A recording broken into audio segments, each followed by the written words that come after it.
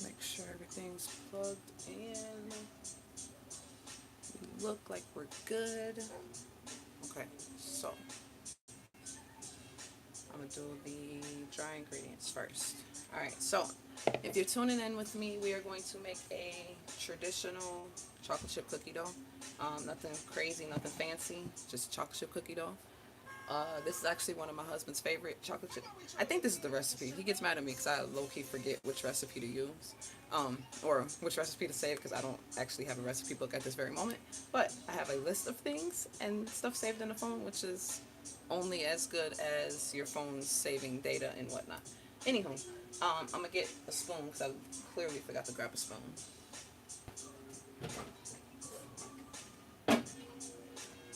But anywho, chocolate chip cookies are by far one of the easiest cookies to make. I understand if people aren't interested because, yes, it's a chocolate chip cookie. But it's also a chocolate chip cookie made with somebody. So, I buy my flour in bulk because it's sometimes cheaper that way. And the way prices are right now, I'm trying to go for what I can afford. And prepackaged flour sometimes ain't it.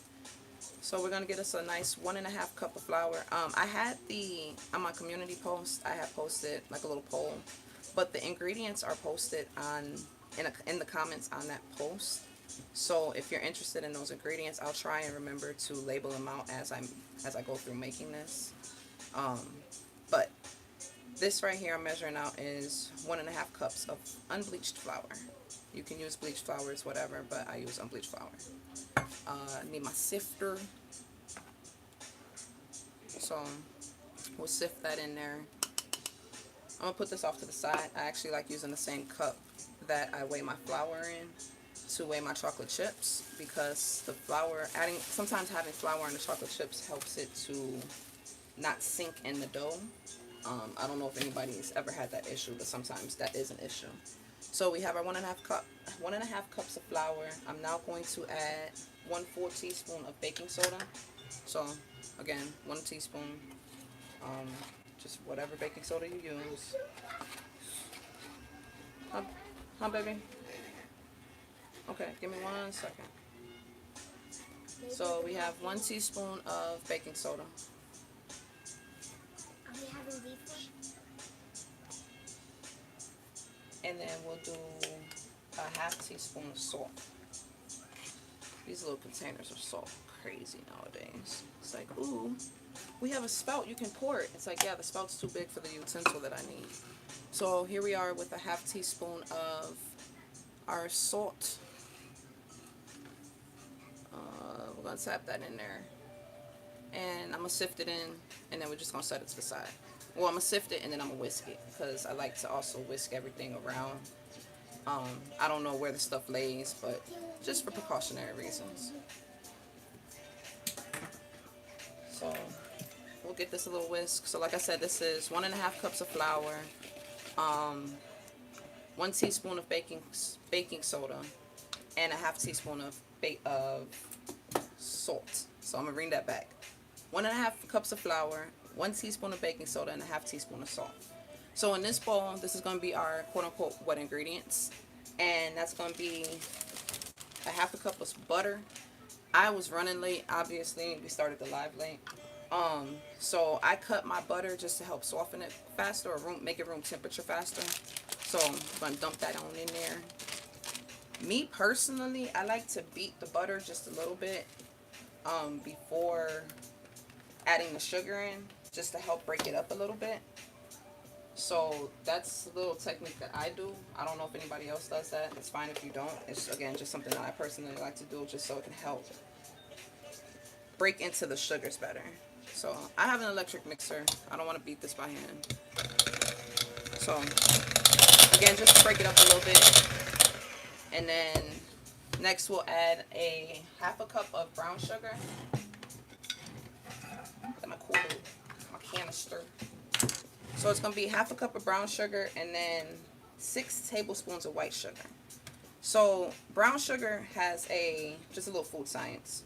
I did not study food science. I literally have picked up little knowledge here and there as I've learned my little way around the kitchen. So brown sugar has more moisture in it because of the molasses. So this will actually create more of a chewier cookie as opposed to white sugar. So it's going to be more brown sugar to this recipe as opposed to white sugar. So this is a half cup of brown sugar. Light, dark. This is a combination of light and dark because I put both in the same canister. I don't really divide it out. And then I have my white sugar here. And like I said, this is going to be 6 tablespoons of white sugar. So we got 1, 2, 3, 4, 5, and let's not get clunks in there, 6. So 6 tablespoons of white sugar.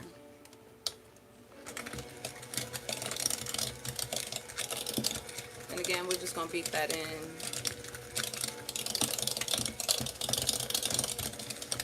Try to break up any clumps that you may see. And we want it a little bit of lighter in texture, so I'm going to go higher in the speed. And just make sure it's blended all together. I'm going to do a scrapey scrape in a second.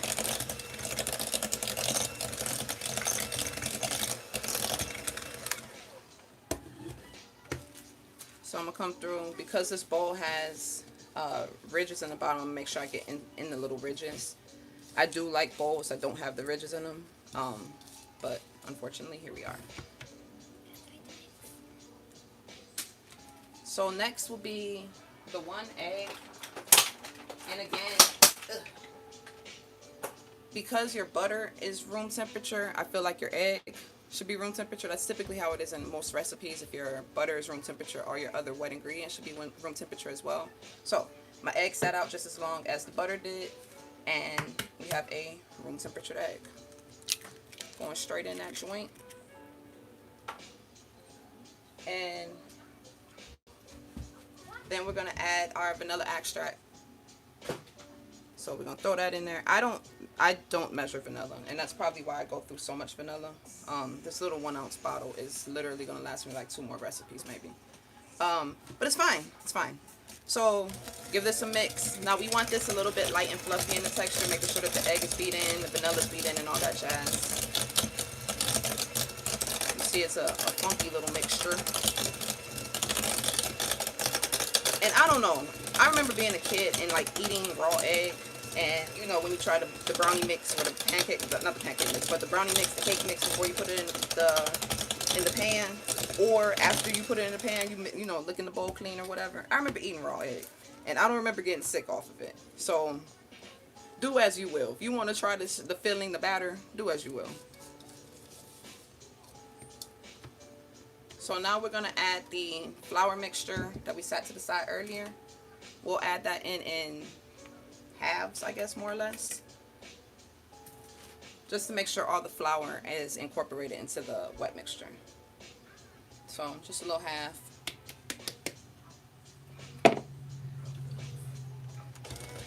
Mix this in. Not all the way, of course, because we're going to still have more to add in. And I'm going to actually get a bigger spatula in a second, because I'm going to actually fold the chocolate chips in once this part is done. So I had some flour stuck in the bottom. Again, why I don't like ridged bottom bowls. So got the flour out of there. Next, again, mix it in. And then I keep my chocolate chips in the freezer because my kitchen is usually hot. And that just helps preserve them from not melting. Also, keeping them out my kids' access is important as well, so they do not stay in the refrigerator. They go up just a little bit higher out their hands. So we're going to make sure we get all the flour from under there. And that looks good. And then next, like I said, let me go get the chocolate chips because I forgot to get them out the freezer.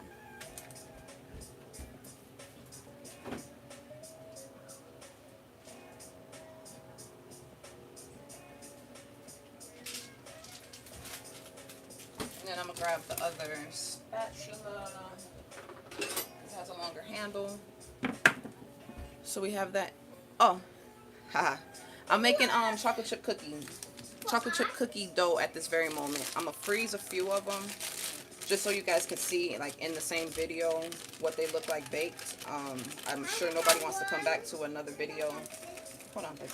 I'm sure nobody wants to come back to a second video just to see some baked chocolate chip cookies. So I will absolutely be putting them at the end of this video. Like, we will be baking them in the video. I'm gonna pop some in the freezer just so the dough can set.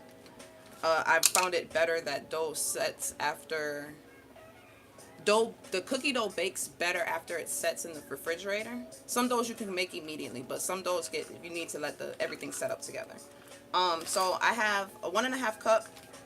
We are gonna do half dark chocolate chip, half semi-sweet. So I'm putting the dark chocolate chips in first. I guess it's no order because they're finna get mixed in. And then we have our semi-sweet ones as well. My bad. So a little bit under 1.5 cup. I like really chocolatey chip cookies. So there's that. So we put half in. I'm gonna work it in just a little bit. And then I'm gonna work the other batch in now.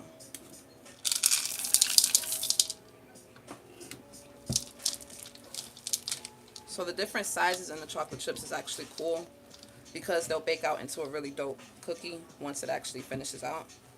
I absolutely like every piece of cookie that I bite to have a chocolate chip in it. I mean, I don't think we can call it a chocolate chip cookie at that point if it doesn't.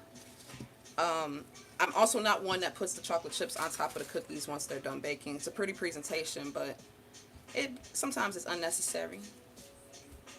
So like I said, I'm about to scoop out like 6 on the side to go put them in the freezer. And then I'm going to scoop out the rest of them because what I like to do is have cookie dough on deck for when the kids want them for a snack or when my husband wants them. I can just pull it out the freezer and bake like 3 or 5 at a time and not have to bust out a whole mixer. And, you know, even though this process isn't hard, it's just not something somebody wants to do anytime somebody wants some cookies. Excuse me, noise. And I'm going to get another little small piece so I can do little 6 of them. And literally, if you individually scoop and freeze the cookies, you can actually put them in like a freezer bag or a storage bowl or however you freeze your stuff. And it can actually go in that bag once they individually quick freeze. So it's really cool.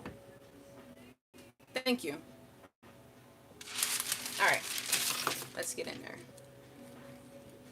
So I'm gonna do about 6 cookies. Sometimes I roll them out to get like a prettier baked out presentation. Right now I don't really want to have cookie dough in my hand while having to deal with like a phone and all that jazz. So we're going to be real simple and just let them bake out as they do. Because there's no baking powder, they're not going to be like balls. They'll actually spread out. They'll actually spread out a little bit more. So it's actually pretty cool. Baking soda, baking powder, depending on the type of cookie you want. You may or may not want to use it. Okay, so I'm going to go put these in the freezer real quick. So when I get done doing the tray, that's going to actually be frozen for a later date.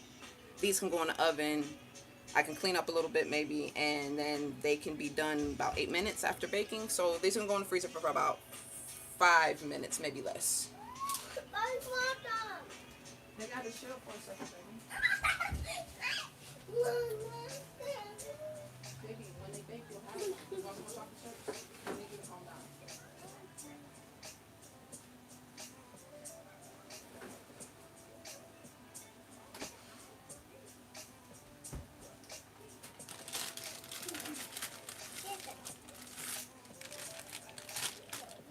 So I have my pan and I have my parchment paper. I'm gonna get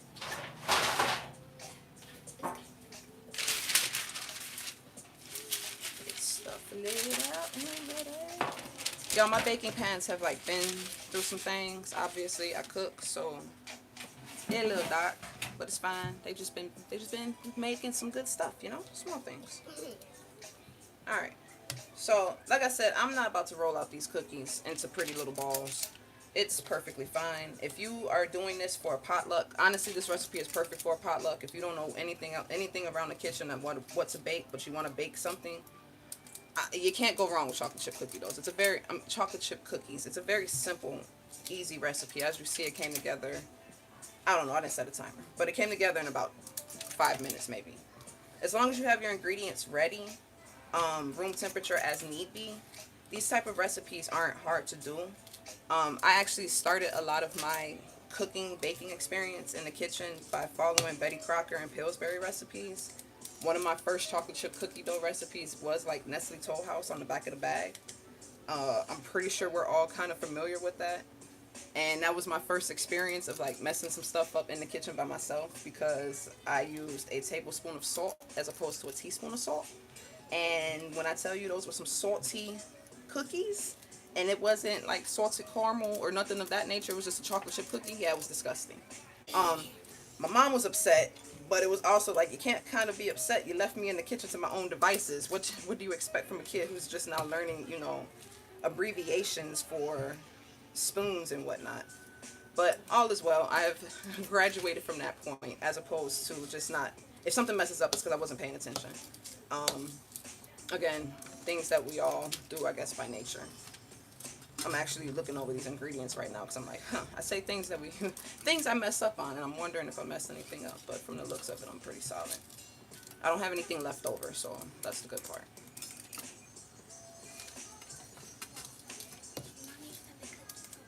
I'm thinking about doing a cookie box this Christmas for family and like coworkers at work.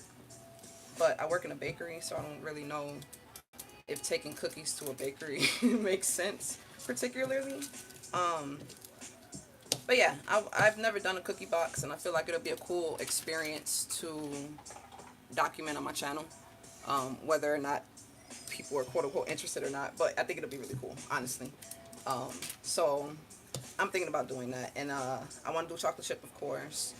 I want to do like, they call it like a Texas dumpster cookie or something. And it's like pretzels, chocolate chips, some other stuff like peanuts, I think. Like, it's a bunch of stuff in a cookie, and I've had one before, and it's actually really, really good. It's just a lot of stuff in a cookie, so a lot of stuff comes with a lot of ingredients, which is fine. But just thinking about the options that I do have when making a cookie box for other people, and thinking about what people like, what they don't like, and then also my time and effort that I got to put into it and stuff like that. So I don't typically cook for other people just because cooking is close to my heart, and I take criticisms very dearly. So yes. But again, what's this? 1, 2, 3, 4. 1, 2, 3, 4, 5, 6, 7. I can't count. 6. So we got 24 cookie balls. So honestly, this I put 6 on there, so you get about 30 cookie balls if you use that same scoop that I use, which is, I think they say it's like a tablespoon scoop, if I'm not mistaken. But if you use that scoop, you'll get about 30 cookies total. You can also double the cookie dough, like double the balls, and get bigger cookies. These are actually perfect size for my kids, for my husband, without overdoing it. And you can also, monitor your intake, quote unquote, unless you're just gonna smack 6 cookies, which is perfectly fine. I don't have no judgment. I've done it before. So I'm gonna put these in the freezer, take out the other ones, put those in the oven, and then we can chat for a few minutes just about, I don't know, I'll figure it out.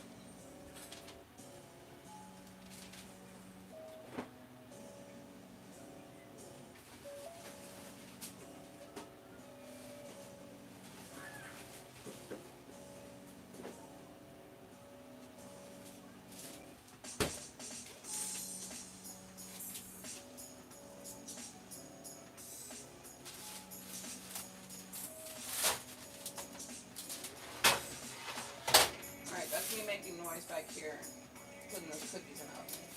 Oh, I guess if you want to see, there's nothing really to see, but they are colder, so they won't spread worse than what they would have spread had they not been chilled. So I bake my cookies at 325. There are a lot of recipes. Sorry. There are a lot of recipes that say, yo, bake cookies at 350. And I think that's just the standard temperature of baking. I personally do not like baking cookies at 350 degrees. I think it cooks them too fast, especially if you have to preheat the oven, and like if your oven's been preheating. I feel like my oven's janky and it doesn't really tell the true temperature. And I know they have thermometers that you can test the temperature of your oven and all that jazz, but I'm I, I'm sorry, I'm not doing that. Um, I guess it's just me being lazy, but I essentially just tune it down when I'm baking like baked goods or whatever. So that's just my rule of thumb, and that's just like personally what I do. Um, I am not a quote unquote follow the recipe type of person. I have read recipes before, and I'm like, yo, why would we do that? Why are you reversing this method? Speaking of reverse methods, I was reading something with cookies, and it said that you can reverse cream butter. So essentially, what you would do is with the I'm trying to find something to have on screen. I'll have I'll have this on screen. Okay. With the reverse creaming of the butter, it's basically creaming the butter with the flour first and coating the butter in flour to help reduce the fat, if I'm not mistaken, from being I don't even understand. I can't even explain it because this is food science. But like this is food science is like a whole nother element. I wasn't even good at science in school. But it does something to the gluten in the gluten in the flour as well as the fat in the butter, and then you add in the egg and the sugars and whatnot. Traditionally, most cookies are baked when you do the beat your butter and your sugar together until smooth and light, and then you add in your egg. So I just thought it was interesting that there is a whole reversed concept of creaming butter together that doesn't revolve around creaming sugar and butter together in the first step. Um, so yeah, just small things. Also, I wanted to talk about like substituting out sugars. So I talked in the beginning about how brown sugar and regular sugar have their own separate elements. So brown sugar having more moisture because of the molasses, and white sugar just being drier because obviously it lacks the molasses. And white sugar produces a more crisp cookie, and the brown sugar would produce a more chewy cookie. Same with brownies. So if you want a more crisp brownie, less fudgy, you would use more white sugar. If you want a more fudgier brownie, obviously use more brown sugar. So it's the same components across the board essentially when it comes to the different sugars that you use. But I've also made cookies with powdered sugar before. And most powdered sugars, like shelf stable powdered sugar, well, not shelf stable, but shelf store bought powdered sugars have cornstarch in them. And if you're familiar with cornstarch, it actually creates a more tender product in the end, or crispier, depending on how you're using. So, like in Asian dishes, you can create a sauce with it, and it'll make a thick sauce, or you can batter it in your chicken, and it'll make a more crispy chicken. Um, but if you use it in cookies, it actually creates a more fluffier, tender cookie. So adding powdered sugar into the cookies as opposed to white sugar, because I substituted it for white sugar one time, it made it like a cookie cake in a sense. Now, I've also used cake flour because I was in a pinch and I didn't have regular flour. Cake flour does the same concept because there's also, I believe, if I'm not mistaken, cornstarch in cake flour. And it's also less gluten in it, so it's less protein in it, which also creates a more light and delicate cookie. Both sets of cookies were good. That's why I said chocolate chip cookie dough recipes are a dime a dozen. Like you've seen one, you've seen them all.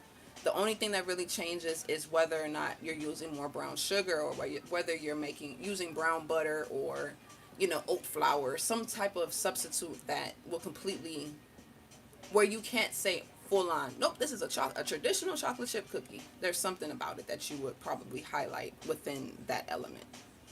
Um, as for any other elements of chocolate chip cookies that I can think about, oh, if you're doing like cutout cookies, like cutout chocolate chip cookies, I've done them for Halloween one year. You absolutely need to use mini chocolate chips because the regular size chocolate chips will not get cut through with the cookie cutter. So you have to roll out your dough. If you're doing cookie cutouts, you probably know the concept. So you'll be rolling out your dough, the cookie dough.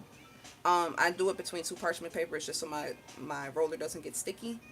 And once you peel back the parchment paper, you'll be able to use the, not the stamper, the cookie cutter, and you'll need to cut out your cookies in that manner. But if you have the full size, regular size chocolate chip cookies, you will not be able to get that cookie cutter through those cookies, especially if you've chilled your dough, because the cookies are, the chocolate chips are so thick and they're cold, so they're not cutting through that. Um, it's been a few minutes. I'm gonna peek in on the cookies. Give me a second.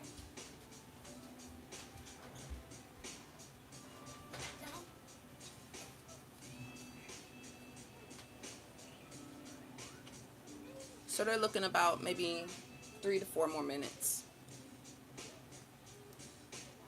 I know most people stick to semi-sweet or milk chocolate chips. Actually don't know anybody that's actually used milk chocolate chips in cookies unless they're doing like a peanut butter cookie, and naturally peanut butter and milk chocolate go delicious together. But I use dark chocolate chip and semi-sweet because that's a solid combination without having an overly sweet cookie. The dough on cookie dough already is sweet naturally, but now adding in a darker element helps combat that sweetness. I have 2 kids, and I truly do not try to have them on the ceiling with about no snacks at the end of the night. So the recipe that I have here is actually pretty solid. Oh, I wanted to talk about making your own cookie dough recipe. So like, people get in a slump about what recipe they should go with because they don't know what they actually want to go with. Hey, bye. Thank you for stopping in. Um, but you can easily mix and match components of cookies that you like or recipes that you like and test it out and see what the best way to do it. So if you know for a fact you like chewy cookies, then you use the brown sugar, a recipe that has more brown sugar to it. Even if it's a recipe that says, oh, you need a cup of white sugar. Okay, so we know for a fact that using the white sugar will make it more crispier cookie. So if I take out maybe a half a cup of the white sugar, add in a half a cup of the brown sugar, then I'll get a more chewier cookie as opposed to just a more crisp cookie. But now if you're looking for a crisp cookie, substitute out your brown sugar for white sugar and just follow the same steps of that recipe. I can't see it really being that significant of a change with that minimum change of sugar. They look like coffee. That's Daddy said he thinks it would be smart to swarm in here, so that's what we're doing. It's whatever. But yeah, so creating your own recipe isn't hard. It's the execution of creating the recipe, right? It's the mental, dang, is this gonna work? Is this gonna fail? Do I have everything I need to have? Is this component gonna work with this component? That's kind of what the pushback is when it comes to creating your own recipe or thinking of what recipe to use. A lot of nothing is new under the sun, and I think a lot of us have to understand that. So when it comes to a lot of these recipes, it's okay to take different components of each recipe and come back and forth and, oh, I like this part here, but I didn't like this aspect, so I'm gonna substitute this out for that and see if I like it. You know what you like as a person. So you can't get mad at a recipe for having an element that you didn't like. Add it in yourself. You can't get mad at a recipe for not being inclusive to your dietary needs. You know what your dietary needs are. Substitute it out yourself. It's so many things that you can do yourself without having to give pushback to the creator or to other people for taking a recipe and making something different with it.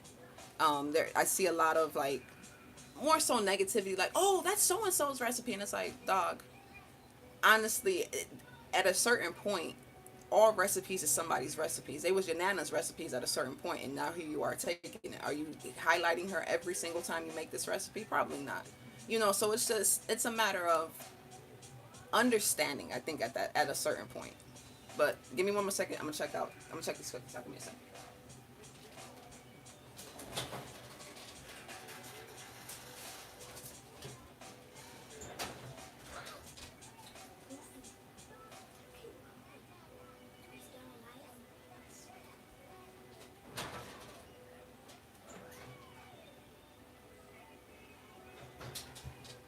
So me personally, we're gonna go with these ones.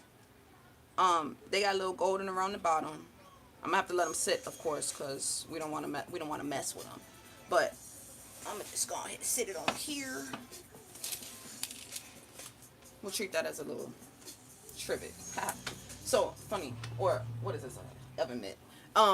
Trivet is a old school word that my parents used to have trivets when I was growing up to protect the table from hot surface or from hot objects or whatever. So it's actually funny that my first nature was to revert back to trivet. I haven't said that word nor heard that word in years. This is crazy what comes to your mind at certain times.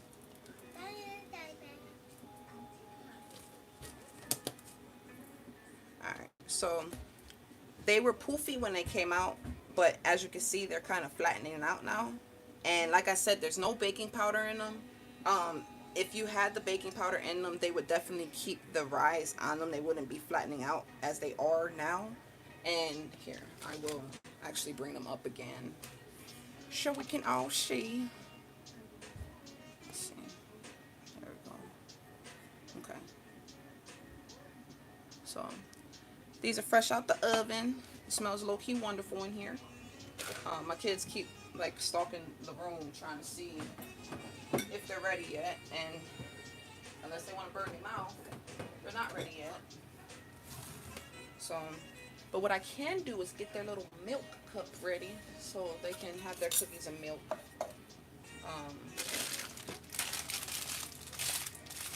They low-key be deserving of their little snacks, man. My kids eat like very properly in the sense of like they eat stuff that I never would have thought of eating as a kid.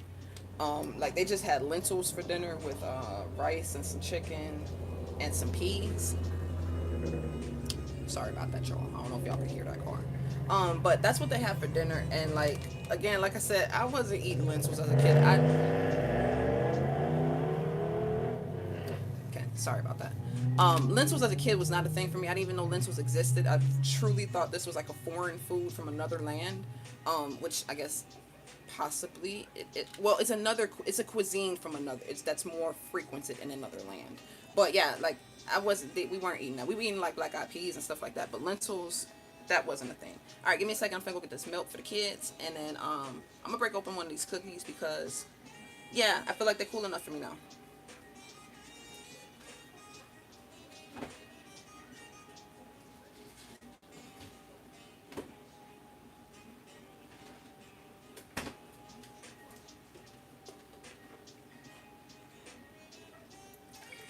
Honestly, if you're not eating a cookie when it's fresh out the oven, I truly don't know what's wrong with you. Like, there's certain things that just don't wait, and I feel like cookies is one of them. So, no, I don't want that one. I want this one. It's honestly like a little Keebler soft batch cookie. Y'all, if y'all know what those are. Ooh. Get your little hand back, boy. And to be honest, one would say this is underdone. Yeah, I'm eating this. One would say it's underdone, but it's actually a perfect texture for me.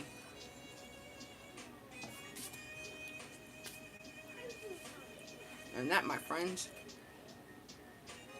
is a very, very simple chocolate chip cookie dough recipe. So, for funsies, I got chocolate on my plate, so we'll just cover it up.